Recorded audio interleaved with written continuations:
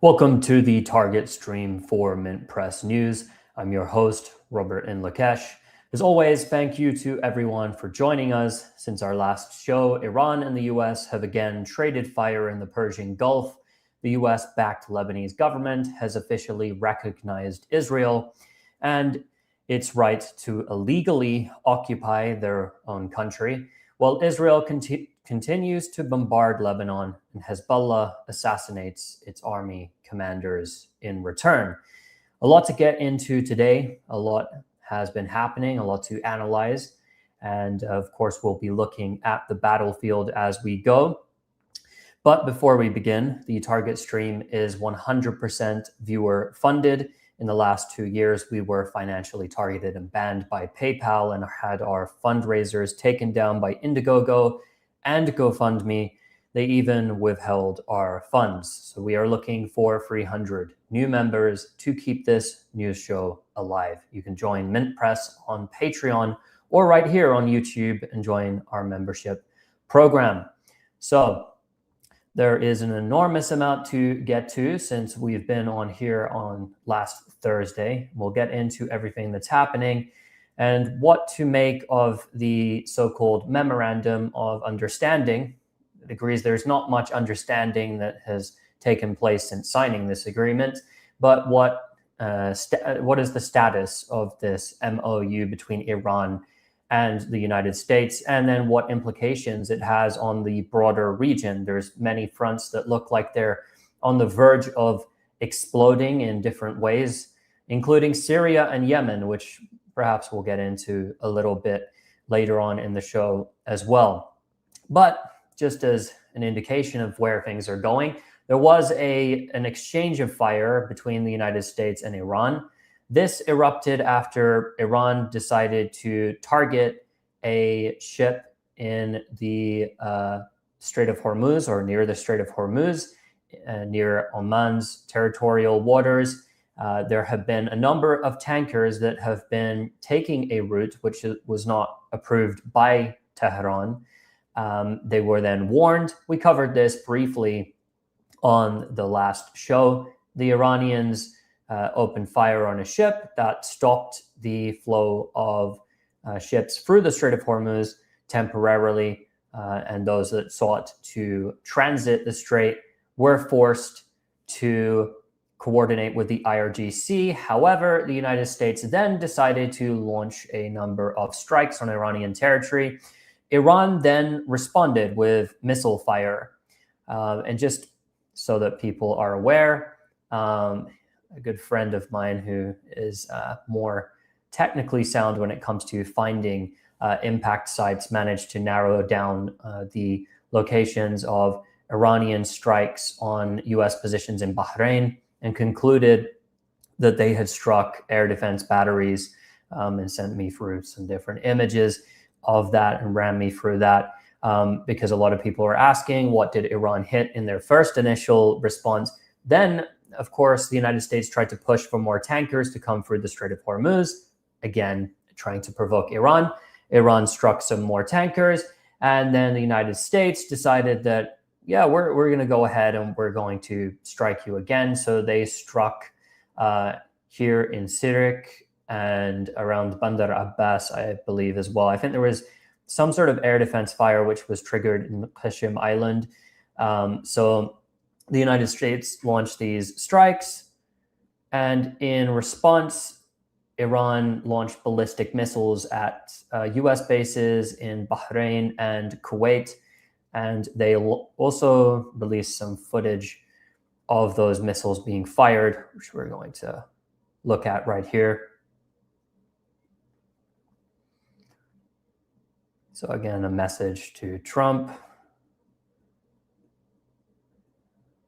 And then we're seeing them fire ballistic missiles, and they did target the Ali Salim base, and it looks like they targeted a number of sites belonging to US forces in Bahrain as well. And it seems like in the last few exchanges of fire, the Iranians are heavily focusing on US targets in Kuwait and in Bahrain.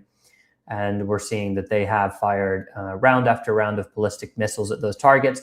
And there are indications, again, that they are hitting their targets at these bases. Iran released a statement in which they claim to have hit areas that were housing U.S. Forces.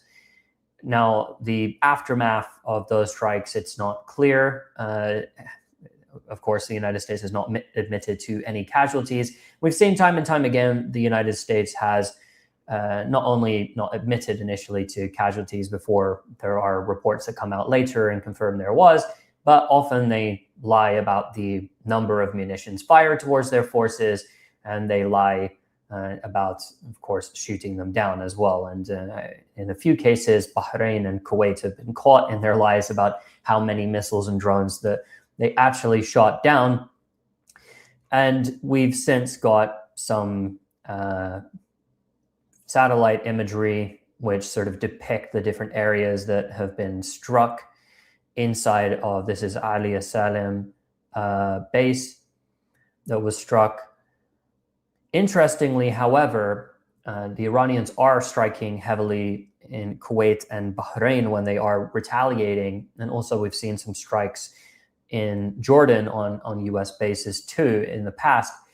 But there has been, according to satellite imagery again, a buildup of refueling aircraft in Al Ubaid airport, or airbase, sorry, in Qatar. So there is a continuous military buildup that is ongoing in different areas, and that doesn't seem to be addressed. Now, the Trump administration, as is outlined here in this article that we just brought up, agreed to stand down, and both sides came to the table. They said they're going to continue with negotiations. And there is a big problem with this.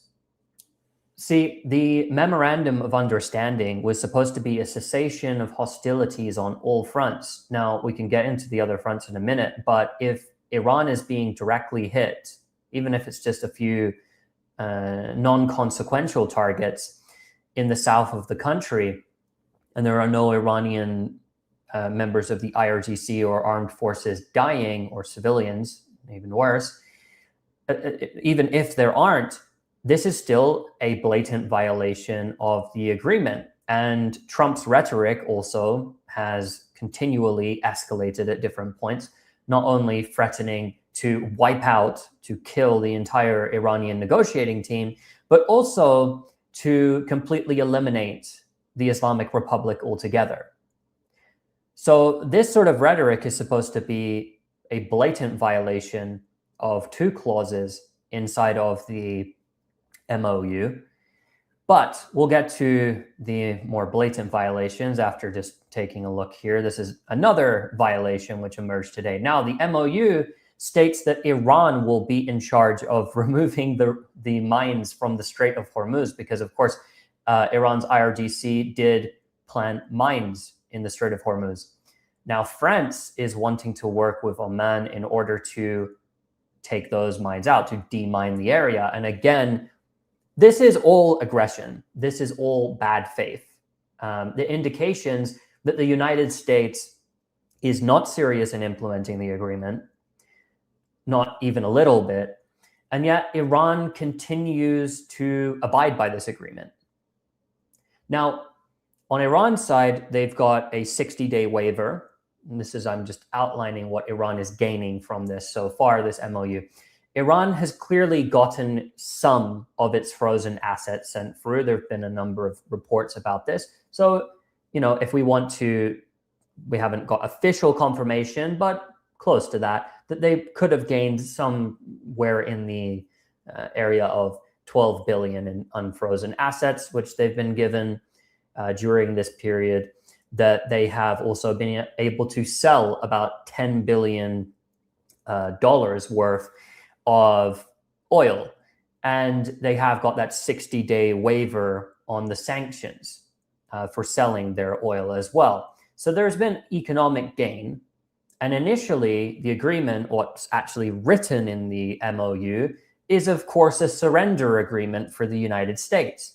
That much is very clear. I think anyone objectively looking at it sees it as such, because that is just the truth. There's no way to sugarcoat it for the United States, the side of the United States. It's not great for them, but it's the best option on the table. Now, for the Iranians, yes, they have gained. There are some gains that they can point to. But the real question here is, if this agreement is not serious, if the indications are that this agreement is not going to be fully implemented and that there is not going to be a cessation of hostilities on different fronts, then if that's not going to be implemented, why is the United States sticking to it right now? Now, the first option, and it could be a combination of these, but the first option is that they want to do market manipulation, that they want to delay a return to war, because at this point it's not favorable to go back to a full-scale war with Iran. So they are simply delaying it. So they're using this agreement. Iran is getting some economic benefit, and they're simply delaying the conflict. And if you are Iran in that situation, it's not the worst predicament in the world to be in. However, if the other option here, and again, it's very likely a combination, is that this is a conspiracy. This is a plot actively to extract things through so-called diplomacy that couldn't be done through war, and then again return to military action anyway. That is the danger of what we're seeing right now. And also, this is a very political war. This is a war where public perception matters a lot, especially inside of Iran. And so something like the Lebanon front is extremely crucial, because this is a sticking point, which is what we're about to get into. Because for the first time, the first real time that this has been implemented, the Israelis and the Lebanese agreed to recognize each other. Lebanon recognized Israel officially. So this is the text of the framework that's been put together here. Okay. And if we look at this agreement, nowhere in this agreement does it actually say that the war is going to end. It's just that it is a pathway to it. So Israel has been officially recognized by the Lebanese government in exchange for absolutely nothing. Nothing at all. Now, this agreement was brokered by the United States. The MOU that the United States signed with Iran explicitly said that the war will end on all fronts.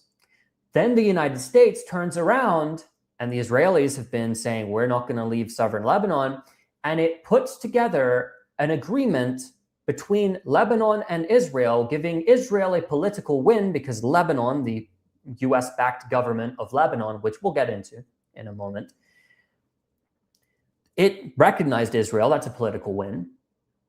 But that agreement explicitly allows the Israelis to remain inside Lebanese territory. Therefore, on paper, the United States has officially trashed the memorandum of understanding between Iran and the United States. There is no way of getting around this. This is the truth.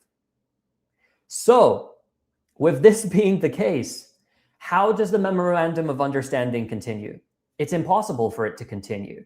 They have just destroyed it. They have torn it up. They've spat on it. They spat in the faces of the Iranian negotiators, who've yet again come to the table attempting to reach a deal and making concessions where they didn't have to in some cases, many would argue anyway. And the United States have again gone on the offensive. Now, this memorandum of understanding does something that is perhaps just totally traitorous to the country of Lebanon.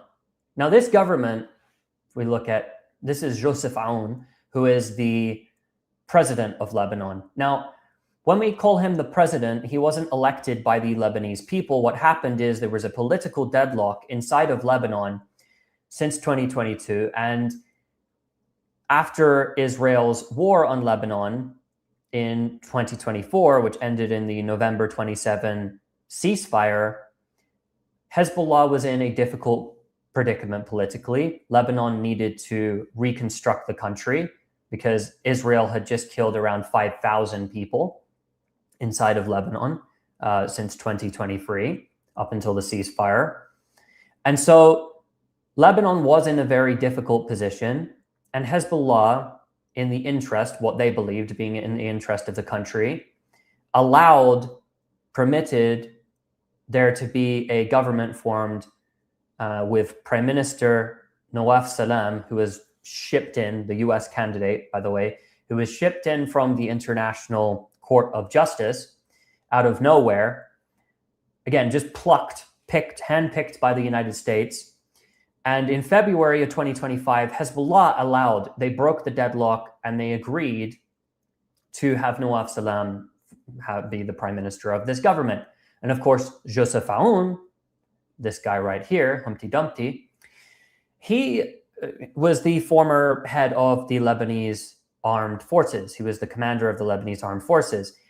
And he is someone that throughout his career has been transiting back between Lebanon and the United States. And also he did some training in Syria as well. And he was trained in counterterrorism by the United States, and he was the US pick. He was the US pick for president of Lebanon. And because of the complex political situation, Hezbollah and the ML movement allowed for the deadlock to be broken and allowed this government to come in.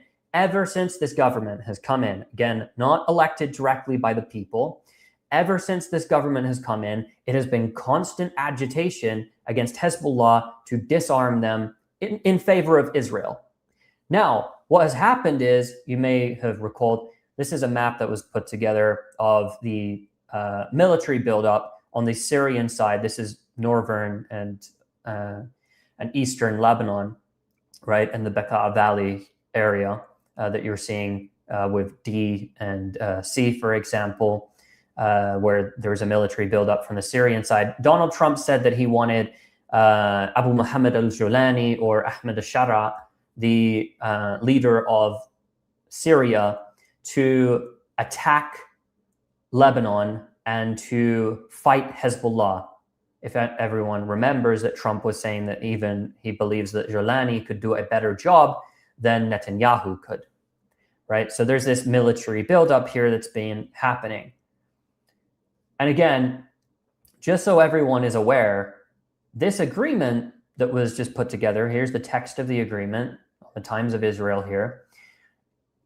This is a key part of this here, because many people, Lebanese analysts, have pointed out what this actually means. Not only are the Israelis being permitted to remain inside of Lebanese territory to illegally occupy South Lebanon, and we'll get more into that in a moment, through this agreement, but also it states clearly here that the government of Lebanon herewith requests the support of international and particularly Arab partners under the leadership of the United States to achieve this outcome. And the outcome is that there will be no military or security role and no armed capabilities anywhere in Lebanon that's not the Lebanese armed forces themselves, right?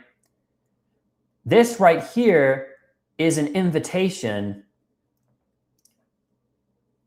for the Syrians to get involved in the country. And now people are saying, well, Ahmed al-Shara, he said he's not going to do it. Why are there Syrian forces that are amassing along the Lebanese border if he's not going to do it? Now, I'm not saying it's certain that he will, but why is that happening? Well, he's definitely being pressured into doing this. And this agreement that was signed between Lebanon and Israel directly, where they sat around and spoke about sovereignty, looks very similar to another kind of agreement that was struck, which didn't survive all that long. So on May 17, 1983, there was an agreement that was signed, right? And the agreement said that the Israelis were going to withdraw from Lebanese territory. Now, this agreement infamous as it was, fell apart. Now, the reason that it fell apart, of course, is because a year later, the Lebanese government scrapped it. And there were these grand celebrations, one of them in Kiryat Shimona in the Galilee in northern occupied Palestine, after this agreement was signed. But what Israel did in 1982, because it's very comparable here, and this is why I want to compare it to the situation of 1982 so everyone is aware of what happened back then. And then we'll take a look at some maps and you can make up your mind for yourself what they're trying to do here, right? So this agreement that they just signed, just going to pull this up here. This is Israel's proposed yellow line that you're seeing there. And then the red areas are areas where Israel is supposed to withdraw from. And there's going to be an experimental zone where the Lebanese army takes control and destroys Hezbollah infrastructure. Now, there's a very big problem with this for the Lebanese side, at least, not for the Israelis. If you look at these red areas, Israel's not inside of those areas yet. They haven't yet been occupied by the Israeli military. So the Lebanese army is entering into areas supposedly to allow for people to return to their homes and restore Lebanese sovereignty. They're re-entering these red areas. In the case of one of them, that Israel's not there at all. So they're just re-entering an area of their own country which hasn't yet been occupied to hunt down Hezbollah and to disarm Hezbollah. And then in the other zone, part of it's outside of the zone of Israeli occupation as well. So this is where that yellow line is where they will withdraw to if the Lebanese army comes in and starts disarming Hezbollah and clashes with them and kills Hezbollah and triggers a civil war. Israel says, well, if you do that, if you trigger a civil war in your country by going after Hezbollah, then we're going to withdraw. Now, just to give you a comparison here, because this is important to note, here's the zone that the Israelis were occupying in South Lebanon previously. Does it look very familiar to you? So back before, pull that off screen. So back before, in 1982, Israel invaded Lebanon. Israel killed around 20,000 people, Lebanese and Palestinians. At that time, it was going after the PLO. It went all the way up to Beirut at that time, right? And it besieged Beirut. And an agreement was eventually struck. But in 1982, there was a president of Lebanon that took over. His name was Bashir Gemayel. And he openly at the time, he didn't say we're going to sign a normalization agreement, but he wanted a security agreement with the Israelis openly. That's what he was saying. But it was very, very obvious that he was incredibly close with the Israeli leadership, with the Israeli intelligence. And so he lasted about 3 weeks as president of Lebanon before he was assassinated by a fellow Maronite Christian who was a member of the SSNP. So, which is the Syrian Socialist National Party. And then his brother took over, and in 1983, they signed this withdrawal agreement, which was eventually scrapped. But the Israelis in 1983, they said, well, we're going to sign an agreement with you. And then they said, well, the Lebanese army is not fulfilling it. They're not living up to their side of the bargain. By 1985, the Israelis decided that they would occupy South Lebanon using their proxy, which was a Maronite Christian force that was called, of course, the South Lebanon Army. And they were fascist militias, militiamen. And they helped the Israeli occupy all of the areas that you see here. A key difference, however, this time around is that these experimental zones that the Israelis are talking about and the withdrawal and all of that area below the yellow line here is emptied of its population. The vast majority of the people here below the yellow line are ethnically cleansed from their homes.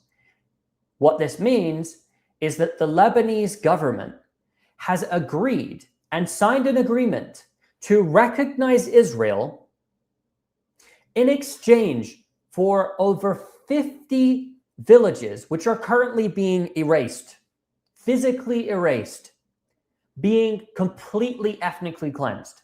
Now, the majority of them are Shia, but of course there are Christians and others in the south who are going to be displaced. About 500,000 people in Lebanon displaced. And people from the south, that's gone. You're handing over that territory to the Israelis. Completely. Another thing in this agreement is it blocks the ability for the Lebanese people to appeal and pursue legal justice for the victims that have been killed by the Israelis. Just so everyone is aware, the death toll is still going up right now. It's almost 4,300 people have been killed since March 2nd. Israel has killed around 10,000 Lebanese since 2023. 10,000.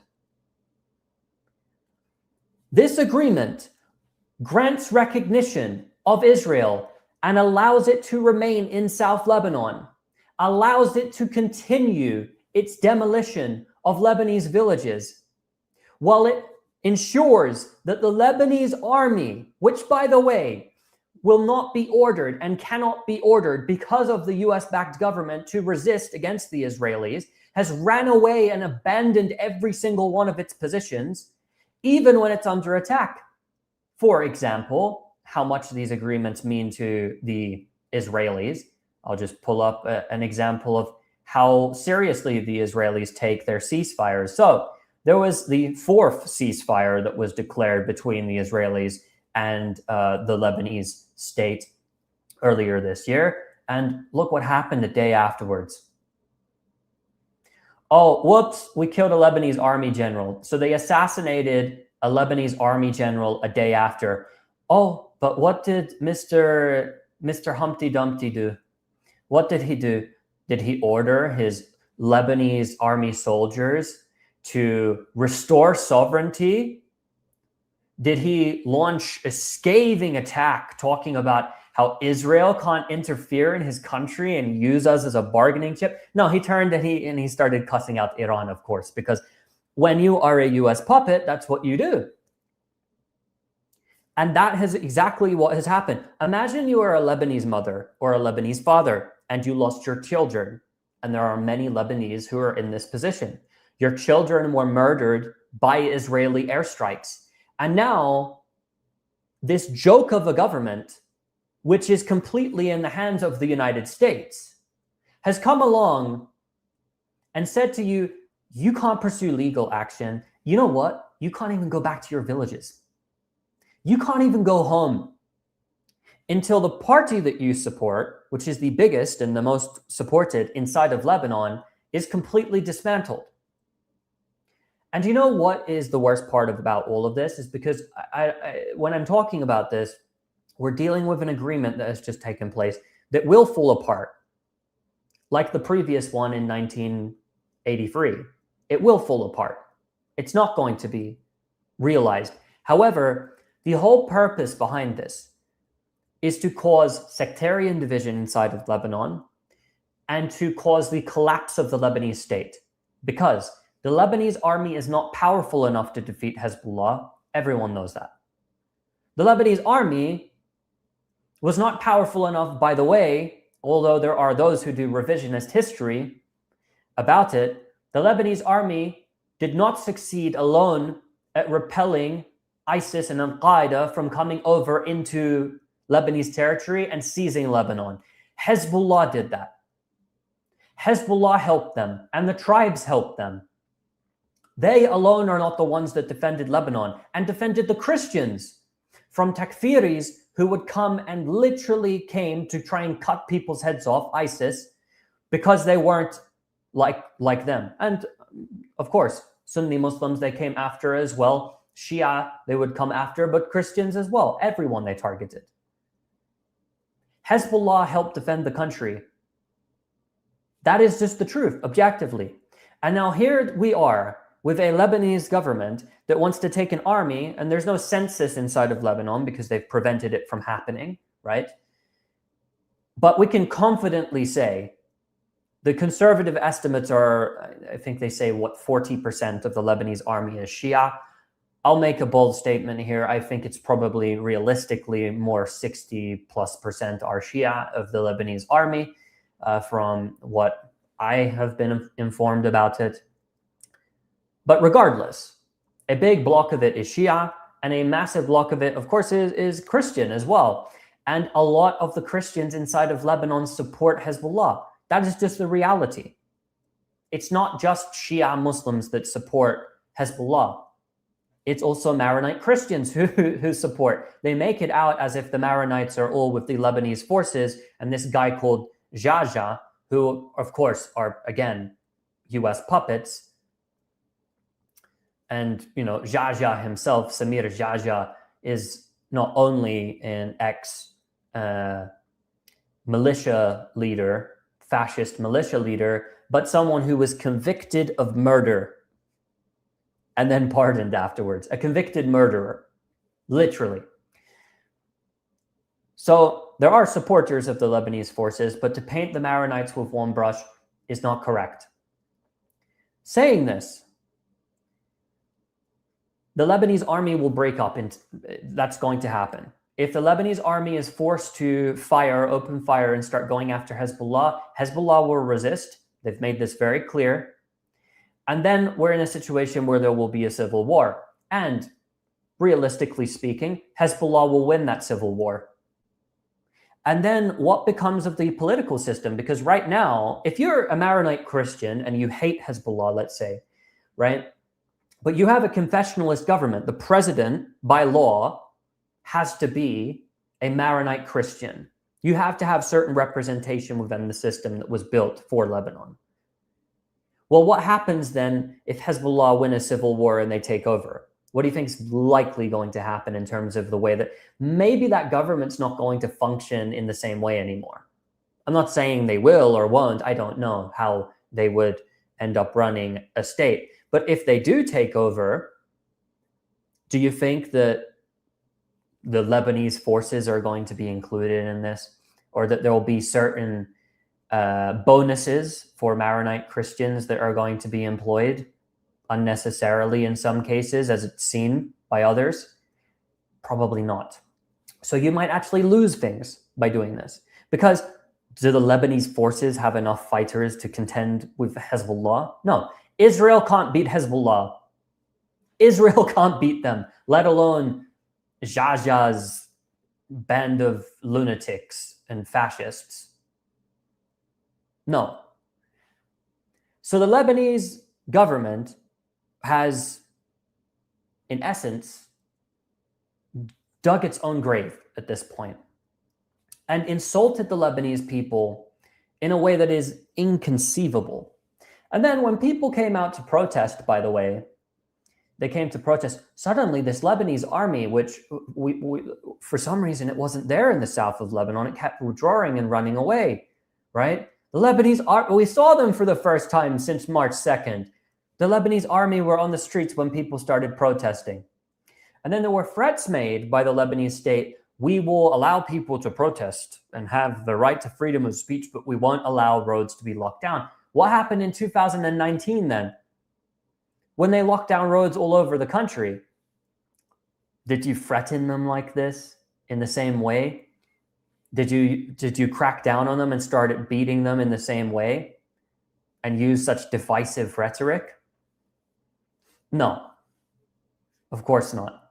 But the Lebanese army, which again, it suddenly has appeared, here it is. These are protesters. And they did this, they signed this agreement on Ashura, which is very important to the Shia, of course, right? They signed it on that day when people were already in the streets. And here are the Lebanese army the Lebanese army. This is the Lebanese army that apparently is going to take on Hezbollah and disarm Hezbollah. But of course, that's not the plot. Israel and the United States have used the MOU that Iran has signed. They've spat on it. They've signed now an agreement, drafted an agreement between the Lebanese so-called government and the Israelis. And then through that, they've said explicitly, the war is not ending on the Lebanon front. It's not ending on the Lebanon front. Now, Iran says, yeah, it has to.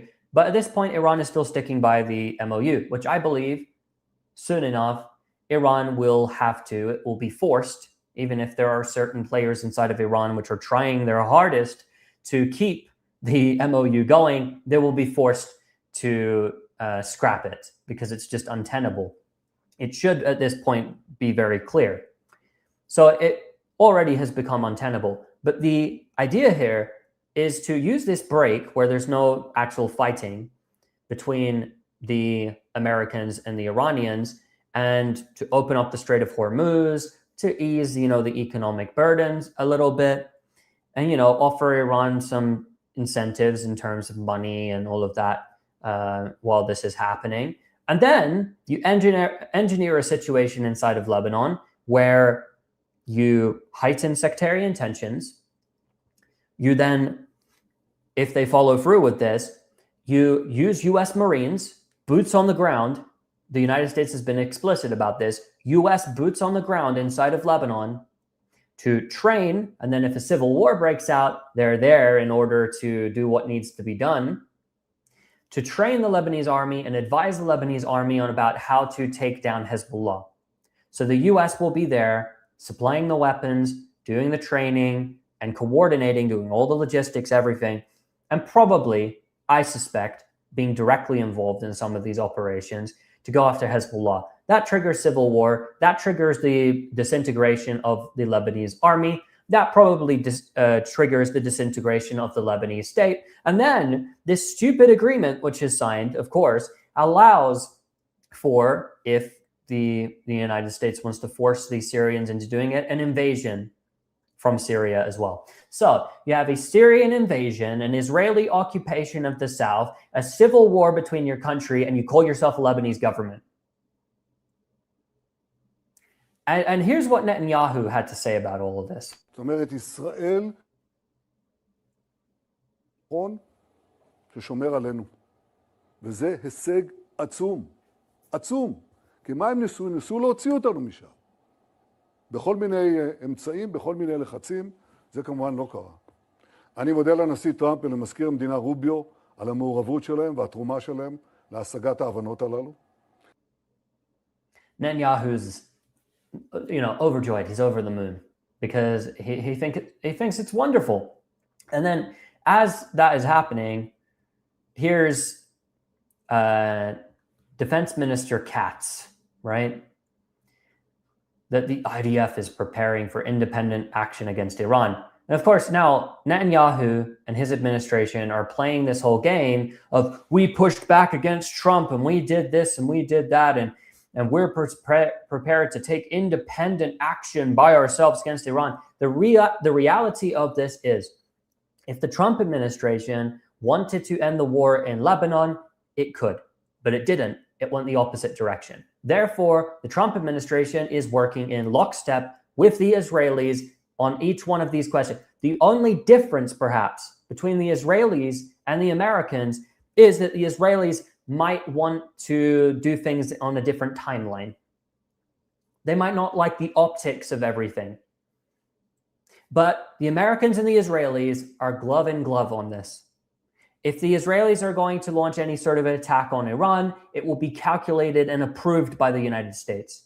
The United States is clearly not going to abandon them on this. The United States will not end the war in Lebanon. The United States will not force the Israelis to withdraw from Lebanon, and therefore there is no MOU, there is no ceasefire, it is done. It is over. And that's our answer. That agreement that was just signed is our answer to whether the MOU is going to work or not. And evidently, the MOU is not going to work. This is period, full stop. unless the US has suddenly turn around and change, but that's not going to happen. So again, they're delaying the inevitable. And I don't know whether this is the Israel lobby won out and there was actually a conflict here, or whether this was coordinated from the beginning. And the reality is Israel needed a way out in Lebanon because Israel has been getting battered in Lebanon. Israel is still, even though there's technically a ceasefire in Lebanon, every time Israel moves forward, and even sometimes when they don't, they are getting ambushed, and senior ranking officials in their armed forces are getting killed. Latest of which is yesterday. Here's Captain David Hazout, who was a platoon commander in the Jolani Brigade, and he was killed in a clash with a single Hezbollah fighter. So a Hezbollah fighter monitored the Israeli forces, identified who he wanted to go after to take out, and managed to take out a platoon commander in the Jolani Brigade. And that's what's happening to them in the south of Lebanon. This happened yesterday. We don't yet have footage of that incident happening. But again, they're taking out higher ranking officials in the Israeli army on the ground in South Lebanon. Round the clock, Hezbollah is monitoring them still, and they're carrying out IED attacks against the Israeli soldiers. And every time they try to advance, they're hitting their armored personnel carriers, their jeeps, their D9 bulldozers, and of course their tanks. And in, for instance, Aliyah Tahir, which is an area which the Israelis have sought to take. I'll just pull this up for a moment. So there's a location here, if we go to South Lebanon, near Nabatea, where the Israelis were attempting to advance near this zone here. And there is an area which are called the Aliyah Tahir Hills. And the Israelis were attempting to capture this area. There is understood to be a Hezbollah missile base, which is located there. And they tried for an entire week to capture this area. They failed. They captured the Beaufort Castle, but they failed to take the Aliyah Tahir Hills. And that was a major blunder for them. And there's still an Israeli tank, which is there in that area with the charred remains of Israeli soldiers, 4 Israeli soldiers, which the Israeli military still cannot reach out of fear of getting ambushed by Hezbollah. They can't even retrieve the bodies of their dead soldiers. That's how bad they're getting. So the Israelis are not doing too well in South Lebanon. They had no answers whatsoever. For example, here's recently these, I pulled this up. I believe I also showed this because this came out on Thursday last week. But again and again, we're seeing that these medevac helicopter missions are being flown and transporting the dead and wounded Israeli soldiers. And the Israelis are just not admitting how many they're losing. They'll admit some of them and some of the higher ranking officials that are being killed, but they won't admit to all of them that are being killed and injured by Hezbollah fire in South Lebanon. And they're suffering a lot. And again, they do not know how to confront this challenge that they're facing. They have no idea whatsoever. Hezbollah itself, in terms of the footage that's coming out, we're seeing that they're able to effectively target the Israelis, and there's nothing that hinders that. What has happened, however, is that there has been a break taken from the FPV drone operations that Hezbollah routinely commits around the clock against the Israeli forces. And we've seen a reduction of fire from Hezbollah, which a lot of people have asked about why that could be. And we'll pull this up here and we'll just look at the map. So we did cover this before, but I'll reiterate. The area which is considered as sort of the Hezbollah heartlands is in the Bekaa Valley, which is here. the Israelis have failed to get really further than like 10 kilometers deep into South Lebanon. They really cannot get far, and they're failing to take, areas that they should have captured months back, hypothetically speaking, if they wanted to really deal a blow to Hezbollah. And so what they've done is, in essence, the Israelis have invaded an area which is very similar. So pull the comparison here. This area here is very similar, the yellow line, to what Israel occupied prior to the year 2000. So they want to reestablish an occupation zone in South Lebanon, and it's to punish the Lebanese people and to ethnically cleanse. They want hundreds of thousands of Lebanese to not be able to go back to their homes, and people to be internally displaced, and they're continuing the bombardment. The so-called agreement, the normalization agreement, or the recognition of Israel, which is granted by the Lebanese government in the agreement they signed, allows for the Israelis to continue operating until Hezbollah is defeated. And the ones that will defeat Hezbollah are the Lebanese army. So the Israelis don't even have to do anything other than their airstrikes. So Israel gets to do airstrikes. Israel gets to remain occupying South Lebanon. Israel gets official recognition from the Lebanese government. Israel even gets congratulated by the Lebanese government. While 10,000 Lebanese, roughly, have been killed since 2023 by the Israelis, and they don't even have the ability to legally appeal, to get justice, legally, not through armed force, legally, against those who've killed their family members and driven them from their homes. For the ethnic cleansing and the targeted sectarian ethnic cleansing of South Lebanon, they cannot appeal. And this agreement signed by the so-called Lebanese government has not been approved. It has not gone to a vote to be approved. It wasn't passed through the cabinet. There was no vote on this. They did it unilaterally, which is a violation of Lebanese domestic law, which makes it completely null and void. In fact, to negotiate without getting pre-approval directly with the Israelis is a violation of Lebanese law. But again, the United States and the Israelis and Joseph Aoun and Noaf Salem, they don't care about Lebanese law because they are not Lebanese, quite frankly. Because at that point, you sacrifice your right to even call yourself a national of that country. You don't respect its laws. You don't respect its boundaries and its borders. You don't respect its people. So if you believe that the south of Lebanon is negotiable and can be held hostage and is a negotiating chip for yourself because you take orders, is a negotiating chip, how do you call yourself a national of that country? Just hang up the gloves. And at the end of the day, these are people that if a civil war broke out, one of two things are happening. Either, number one, somebody's going to go crazy enough in the country to assassinate one or both of them. Or the second option is they'll flee. They'll simply go somewhere else. This is what's happening. They're pushing the country to internal division, to fight each other. And then they've just got these complicit puppets there that are willing to go along with it and do everything that's been asked of them to destroy their own country. And perhaps one man who is maybe standing in the way of this is Commander Heikel, Rudolf Heikel, who's the head of the Lebanese army.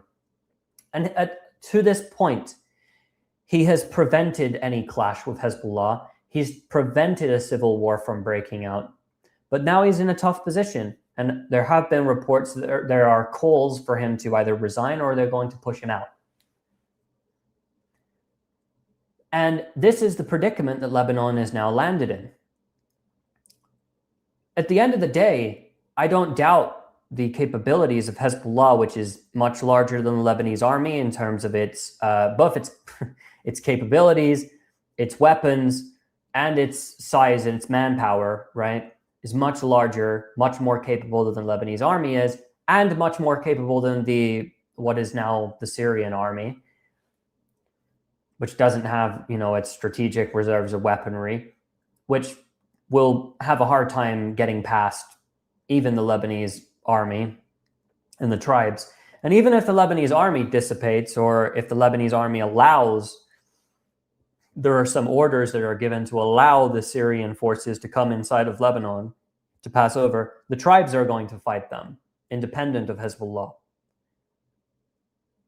But it is insane that something like this has been allowed to happen. And a lot of people don't understand Lebanese politics. They don't understand what these details about the region as to how outrageous this all is, especially if you are somebody from South Lebanon who you've lost your home. You lost your entire village, and you probably lost family members as well. I know the Gaza genocide has made the number 10,000 people seem small, but it's really not. It's really not. And the vast majority of those killed have been Shia, right? And a lot of them in South Lebanon, of course. And so what this does to a population, on top of the fact that also the spiritual leader for them has been assassinated. Sayyid Hassan Nasrallah as well, who's the former Secretary General of Hezbollah, who in many ways for them, it's indescribable what the Lebanese Shia population felt for Sayyid Hassan Nasrallah.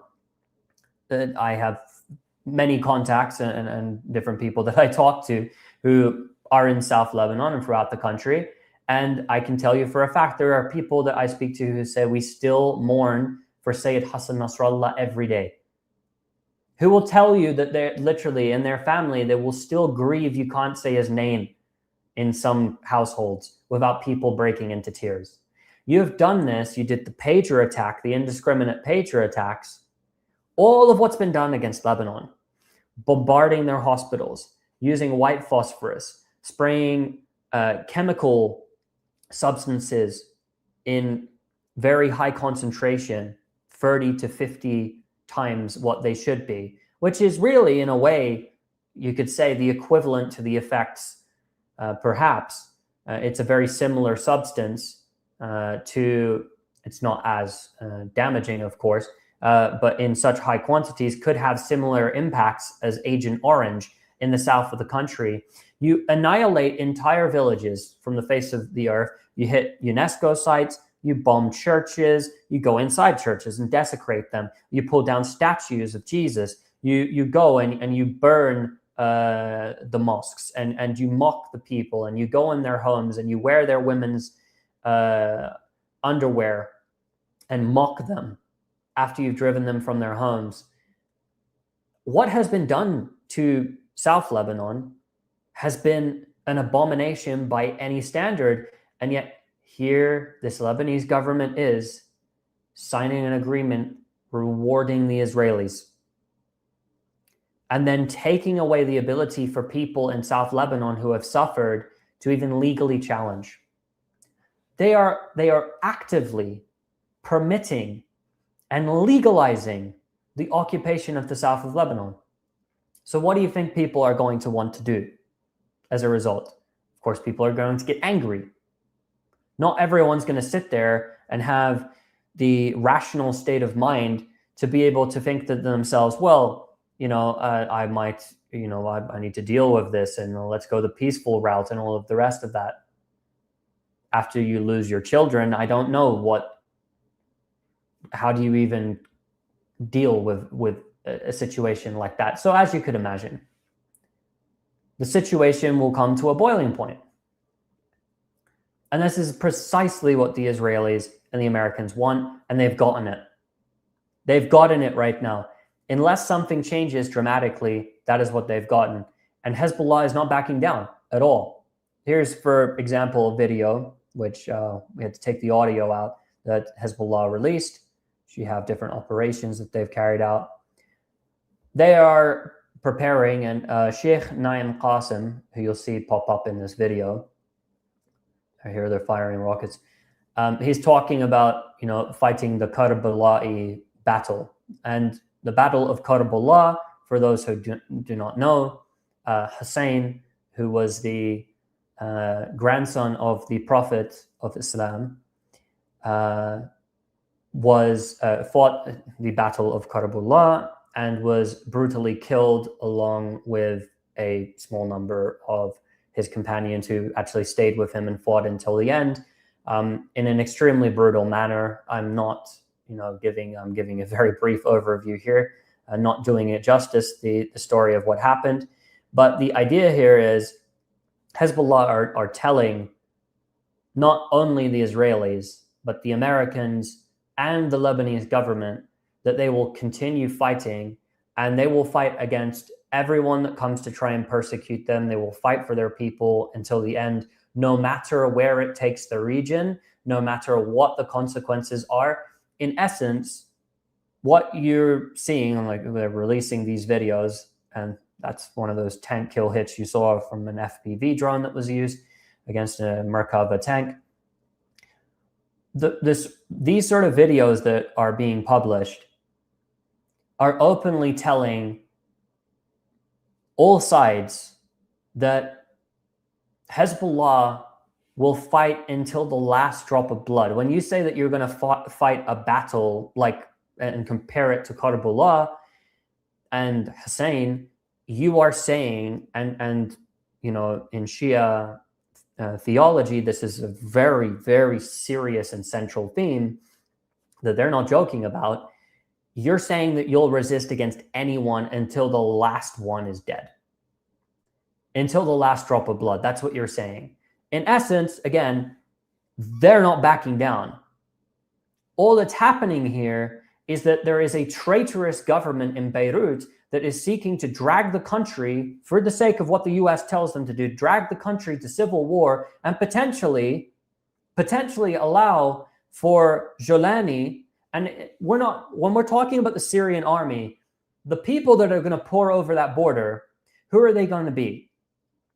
Realistically speaking, are they going to be rational, well-trained Syrian army soldiers who are going to follow strict orders? Or are they going to be the guys who are in Idlib, the Al-Qaeda linked groups, the foreign fighters, the Uyghur groups and the Chechens and all of those guys that came all around the world to join Al-Qaeda linked groups?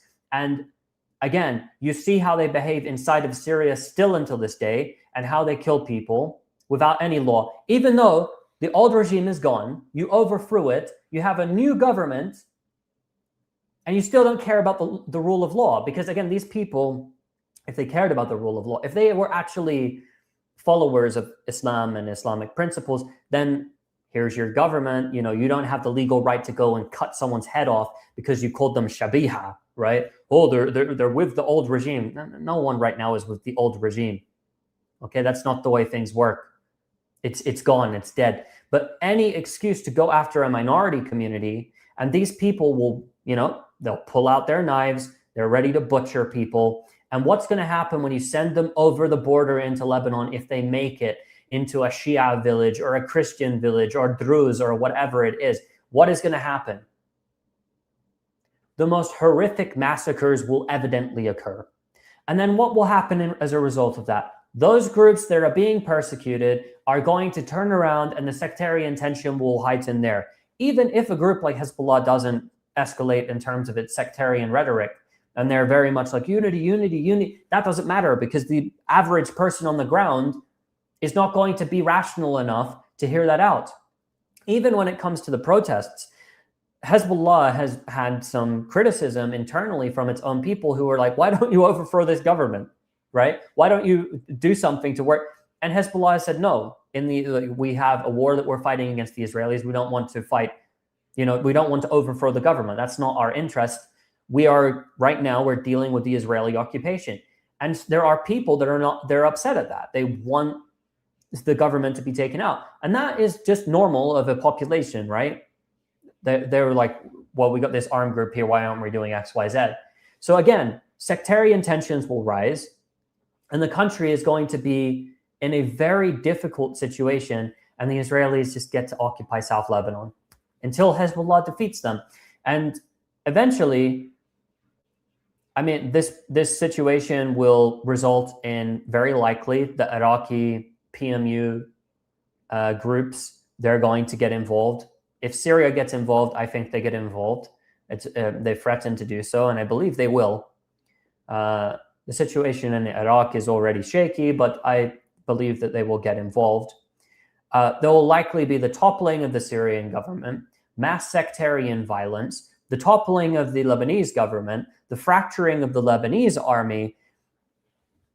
I mean, it's just chaotic, utterly chaotic. And it all could have been avoided if there was, people who are in that position in control of the Lebanese government who would have said no and put their foot down. But, that's not, what's happening, unfortunately. That's just not the way things are going. That being said, there is another development. We covered this briefly last time, and it looks as if Ansar Allah in Yemen, and this will be crucial to regional events, they are mobilizing en masse, and we're seeing a lot of evidence of this now. We're starting to see the videos, these mass gatherings in near Sana'a, the capital city of Yemen, and they appear to be ready. And there was an order that was issued by the Yemeni leadership to mobilize, to have a mass mobilization in order to confront those who are considered to be occupiers and are of the Saudi-backed forces, and to end the blockade. They want to, by force, end the blockade on Yemen, which has caused the vast majority of civilian deaths in Yemen. Out of over 400,000 people who've died due to this war since 2015, have died because of the blockade. And you're seeing here, they are mobilizing people en masse, and it's expected they get hundreds and hundreds of thousands of fighters to mobilize for such an offensive. And it's very clear that this is a favorable time for them if they're going to take back the country, especially if they can manage to either seize Aden in the south of the country, the port city, which is currently under control by the Saudi-backed forces. Then they've united Yemen. And there is a chance that even before it gets to that, the Saudis may actually start granting concessions. And they could end up lifting the blockade on the country. And we could get the Yemeni government being legitimized even. Here, this is a new missile that is being tested, the Badr F solid propellant missile that the Yemeni armed forces have been testing. And it appears, and this is according to, as well, the Israeli Hebrew media has been talking about how the Yemenis have been improving the quality of their missiles and also the quantity of their missiles, but improving the quality of their missiles. And this has become quite concerning for the Israelis because they're becoming more accurate. They're getting more of them. And the more that they can fire, the more of an impact they're going to have on Israeli targets. Of course, Ansar Allah as well has threatened to strike Israeli forces that are now trying to root themselves in Somaliland, the country that's only recognized by Israel and the United Arab Emirates, because both of them have an interest in being there, and they're just using that movement as, the same way as Yusuf Aoun is being used, basically, and Nawaf Salam. And they're using the Somaliland movement in the same way, just to get whatever they want. So, they recognize Somaliland. Somaliland put, an irrelevant embassy in occupied Jerusalem. And now Yemen's Ansar Allah are threatening them, and they're saying that they're going to hit them directly if they identify any Israeli targets inside of Somaliland. So there's that. And then also Ansar Allah have been threatening the Israelis over their attacks on the Gaza Strip.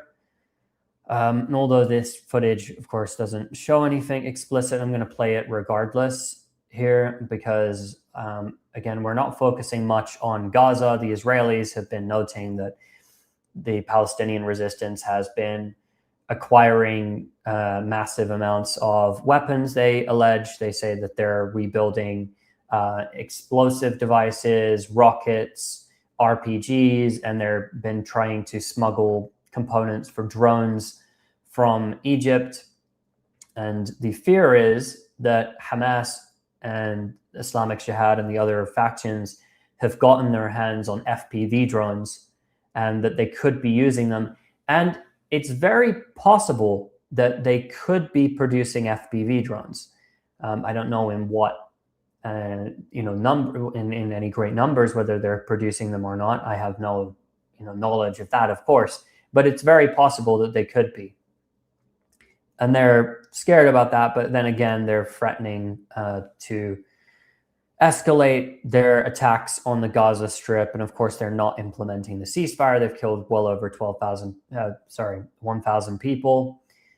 In total, bare minimum, the Israelis have killed around 100,000 people. And the numbers we don't actually know. And at one point, the Gaza Health Ministry in its reports, you'll note that if you were to follow those reports that were coming out, the death toll, they weren't able to keep up with it, how many were actually dying. And even the amount of missing, at one point, it just stuck at 10,000 and it just didn't change because there are just that many that, of course, were killed by Israel during the genocide. Then Israel makes these grand threats against Gaza, but this is what they've been doing. This was a strike on tents that just occurred in Khan Yunis, in the Gaza Strip, and here's what the Israelis are doing. They feel emboldened right now. They're not bombing as much as they were in Lebanon. They're not having to bomb Iran, so they have to take out their anger on civilians in the Gaza Strip.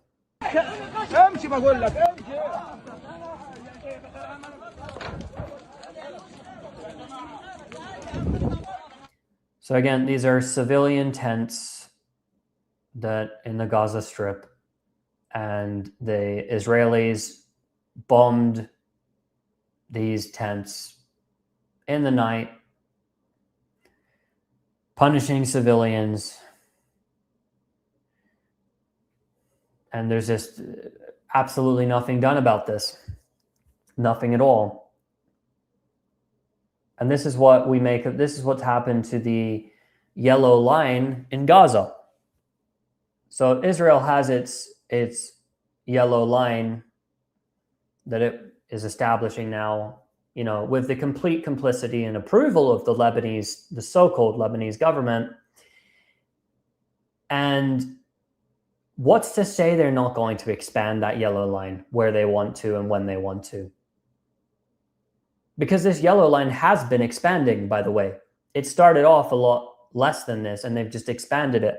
And then anytime they get into a clash with Hezbollah because they want to advance some more, and then there's a flare-up, then they can say, well, we needed to seize more territory because Hezbollah, blah, blah, blah. Anytime they could change it like they did in Gaza, because in Gaza, it's supposed to be, 54% of the Gaza Strip they remained in. Now it's more than 60% that they've taken of Gaza. What's to say they don't do the same in Lebanon? Because it means nothing. These agreements mean nothing. And if the Israelis aren't going to withdraw from Lebanon, there is no ceasefire. There's no agreement. There's no memorandum of understanding with Lebanon and Israel. There's no memorandum of understanding with the Iranians and the Americans. Because again, the whole point, the purpose of the memorandum of understanding between the US and Iran was supposed to be to at least end the war. This is like a very, very basic principle to implement. And the United States, what have they done? They have directly bombed Iran. And now they have put into writing, it's their agreement. This agreement, which was drawn up, was a US brokered agreement between Lebanon and Israel. So they violated the MOU. And the entire region remains in a chaotic state. because of the fact that we're still pretending that there is an MOU, that the Americans actually do respect a ceasefire and intend to implement their pledges to the Iranians. What they're trying to do here is they're trying to separate those fronts diplomatically. And of course, Iran cannot accept that. So eventually it's going to go back to war. But it just depends now how long the Iranians are going to continue to entertain this memorandum of understanding and believe that they can continue to keep it alive, I guess. Because they're already bombing you. The US president is threatening to wipe out your country, to kill your entire negotiating team. Israel is escalating its bombardment of Gaza. Israel has now signed an agreement brokered by the United States to remain in southern Lebanon. And still, it's almost exactly the same as when Iran, just prior to the 40-day war on February 28th, Iran was sitting around the table after the US had already bombed its nuclear facilities the year prior, and the Israelis had gone to war with it. At the time when they were just negotiating, the US had used the negotiations as a cover for the Israelis to come in and launch all these assassination strikes. And on February 28th, up until then, there were the negotiations ongoing, and the Iranians offered unprecedented concessions, and the US simply swept them to the side and did what it wants. So the Iranians every single time come forward with literally the most insane patience and come back and back and back to the negotiating table. And the Americans keep bombing, keep violating their agreements, keep violating the terms for even negotiating again and again and again. Iran keeps on. And somehow we're presenting Iran as if Iran is the irrational party here in this agreement. How Iran is irrational. Iran can't be trusted with all these weapons. Iran, if anything, it would be justified in not going back to these negotiations. And a lot of people are critical of this because they're looking at this and they're going, why are you still there? Why are you still there? That is the question that a lot of people are asking. So the idea that is presented in the corporate media that somehow Iran is the real reason for the collapse of all the negotiations, and it's this evil power that just wants to bomb and kill everyone. It's the exact opposite. Any opportunity that Iran gets to negotiate and solve a problem through diplomacy, it demonstrates that that's what it does. Every single time. Even at times when it sometimes would make more sense to respond militarily, it does it diplomatically. Time and time and time again, it does this. So the idea that Iran is this irrational actor is just out of the question at this point. And there is no other way of looking at this. Unfortunately, for now, the Americans and the Israelis are getting away with, in essence, tearing up the agreement and burning it in front of Iran. And until Iran responds, inevitably, we're going to be in a cycle where the Israelis are going to get away with escalating their bombardment of Gaza because no one's going to do anything to help Gaza. And they're going to get away with all of this aggression inside of Lebanon. And they might get away with, depends how quickly the Iranians are going to respond and they're going to start implementing red lines, but they might be able to get away with creating a civil war inside of Lebanon, which is really avoidable. And this, again, is the way that the Americans and the Israelis weaponize agreements like this. Ultimately, number one, the first clause of that agreement, the MOU, is supposed to be that the war ends on all fronts. Iran was bombed. Lebanon continues to get bombed. Gaza continues to get bombed. The war is not ended. Even the first clause of the MOU has not been respected. And then the US come back like they did, and the MOU really represented an attempt to revive the initial ceasefire that was reached between the US and Iran, where, if everyone remembered, Iran presented its 10-point plan. And this 10-point plan included all of these things, like ending the war on all fronts. But then Iran, what it did is it closed the Strait of Hormuz, and then this pressured the Americans to come again with, here's our memorandum of understanding to kickstart our negotiations. And what has happened is they've just gone ahead with attempting to implement exactly what they had said was the basis for the ceasefire to implement as the basis of their ceasefire, their temporary ceasefire, 2 months prior. And then again, like they did 2 months prior, they're beginning to go back on absolutely everything, even down to who is going to be tasked with removing mines from the Strait of Hormuz. They can't even agree on that. Let alone now they're saying, oh, if you want your frozen funds, you're going to have to negotiate over the nuclear program. Again, that's not part of the MOU. That was supposed to be a violation of Iran's red line. And then if you want to get sanctions relief, this is something actually said closer to right after the MOU was signed. If you want sanctions relief, like we're actually pledging in our MOU, we're going to say that the condition is to stop supporting your allies. And then, you said to end the war, particularly in Lebanon and all of that, but we're not going to do that anyway. So the MOU is dead. It's over. They have violated it, unless something happens overnight and all of a sudden the United States decides to punish the Israelis, force them out of Lebanon, tell them to get out of the Gaza Strip, sign an agreement with the Palestinians, right? And everything's going to be hunky-dory, and the United States is going to withdraw its forces from the Persian Gulf area. They're going to stop these military buildups. They're not going to strike Iran ever again. They're going to lift all the sanctions and do all of this, and they're going to start abiding by the agreement. They're going to apologize to Iran, which is just so incredibly unrealistic at this point. So this is where we're going straight back to war.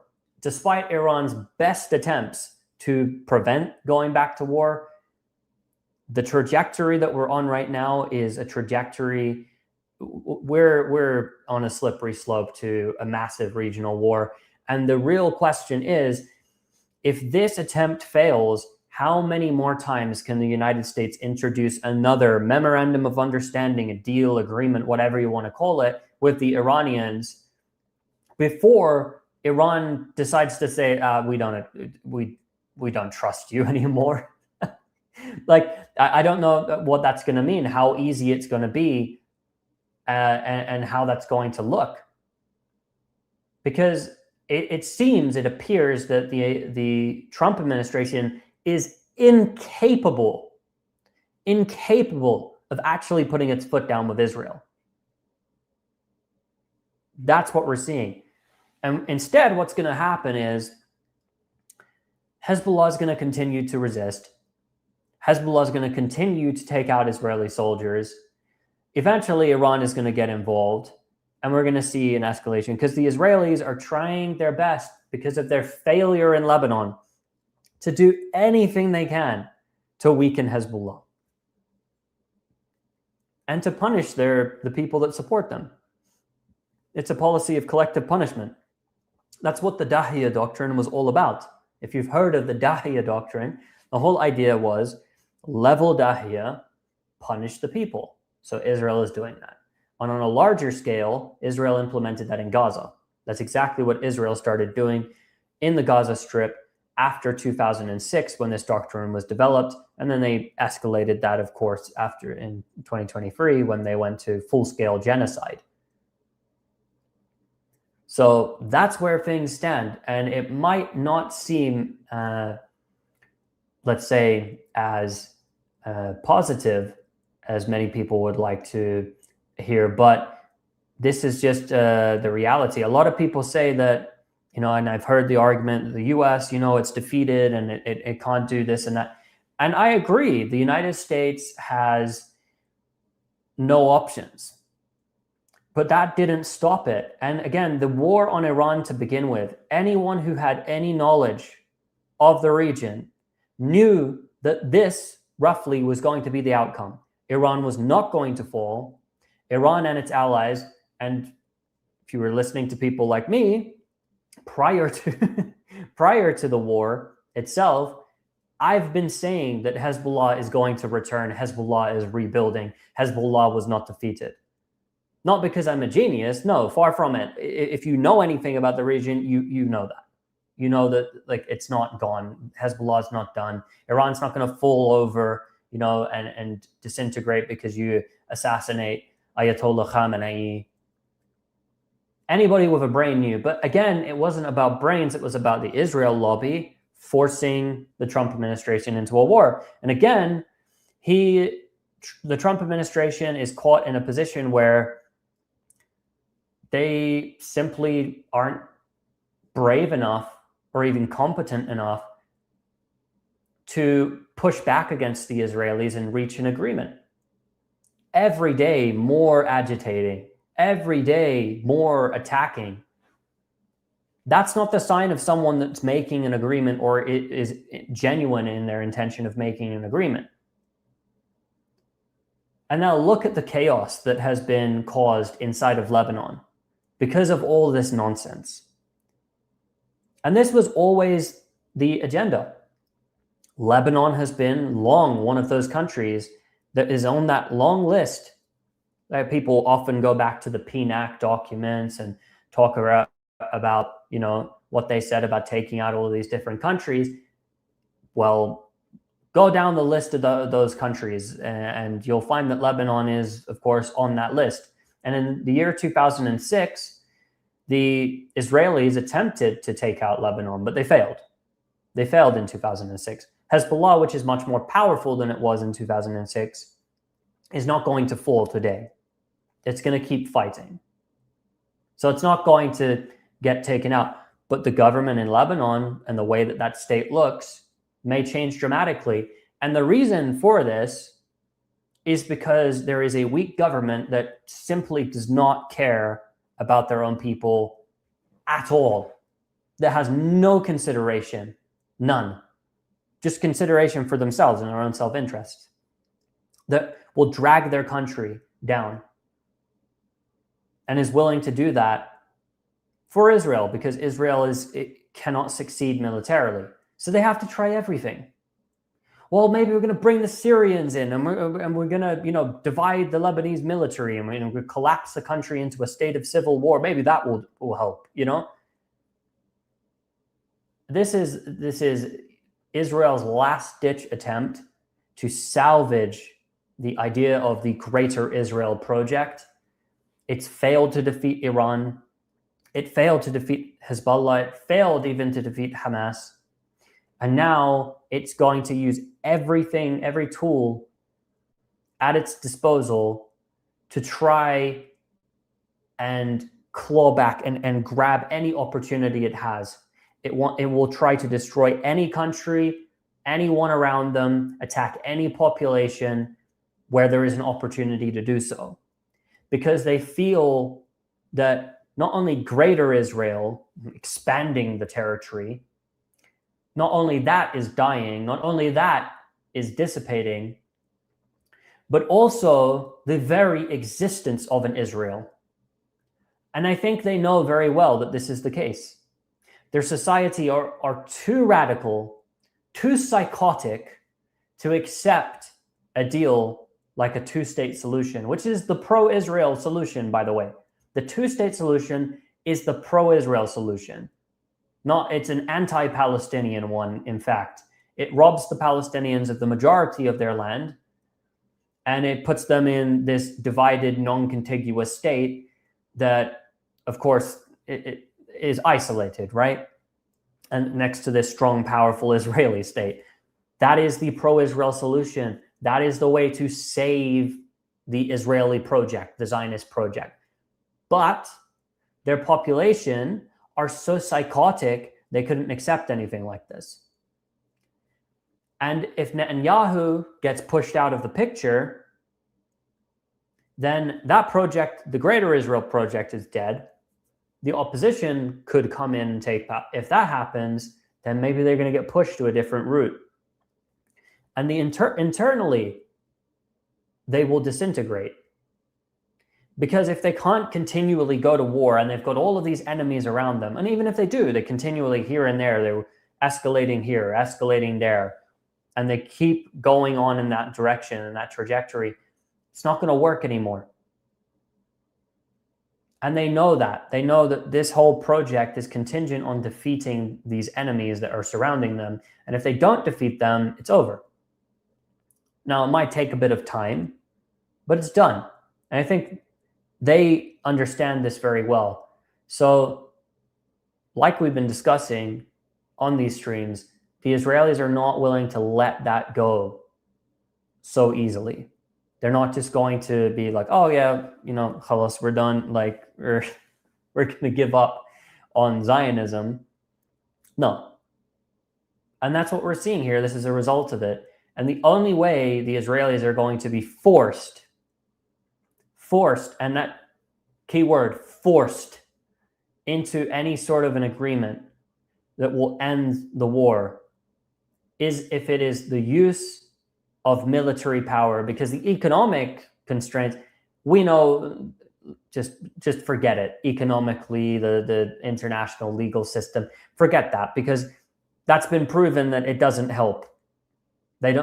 Simply when it's Israel, oh, it's all right. Keep selling them bombs, keep sending them components for your fighter jets.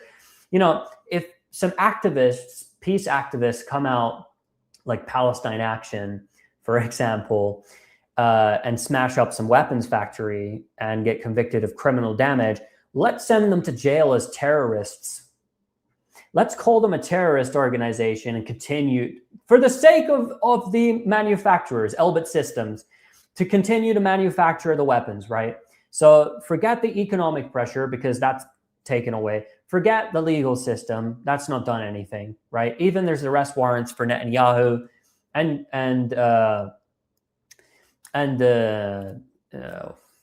Yoav Gallant, the former defense minister. It's meant nothing. And maybe here and there it's been, uncomfortable for them, but it's meant nothing. So really it's Iran militarily, which is the most powerful actor in the region, and fighting in coordination with its allies. That is the only way that Israel is forced to stop. It's militarily. That's it. And that means this war will have to continue to go on, or that military pressure will have to be applied in a way that the Israelis feel like it's not worth it anymore. That is the only way, because otherwise the Israelis are not about to let go of Zionism. The Israelis are not about to let go of the Greater Israel Project and just let it collapse because Iran won the war. And we'll respect that, we sort of lost. This is our opportunity. We lost, no, they're sore losers. They're not going to let go of the opportunity. So they're going to keep going. And this is precisely what we see. Precisely what we see. And with that, just a reminder to everybody, this stream is 100% viewer funded. We were banned by PayPal. Our fundraisers were taken down by Indiegogo and GoFundMe. And we are looking for 300 new members to keep the show alive. So you can join Mint Press on Patreon or right here on our YouTube membership. You can join us here if you do want to keep these shows going and on the air. We will continue to bring you all the latest updates about what is going on the ground. Again, today there haven't been as much in the way of videos that have been released by Hezbollah from the south of Lebanon, but it's my understanding that there is quite a bit that has been filmed and will be released. We're going to evidently be following everything here on Mint Press. Usually we do a live stream on Thursday, but this Thursday there will not be a live stream, so we will be back on Monday again at 4 p.m. CST, and then from there it will be the usual on our Thursdays. And again, thank you to everyone for being here. If you got this far, then please do hit that like button, share this video, put a comment underneath, and that will really help us in the algorithm. And let us know what you thought, and perhaps maybe some of the things that you want us to continue. We will continue to provide all of these updates, bring you that footage and the analysis that you're not going to see in the corporate media, and that analysis that is often censored and the algorithm does not favor. So thank you to everybody for being here today. We'll continue to monitor the situation, and I hope that everyone enjoys the rest of their day, night, wherever you're listening from. Until next time, we'll see you again back in the same place, same time next week on Monday.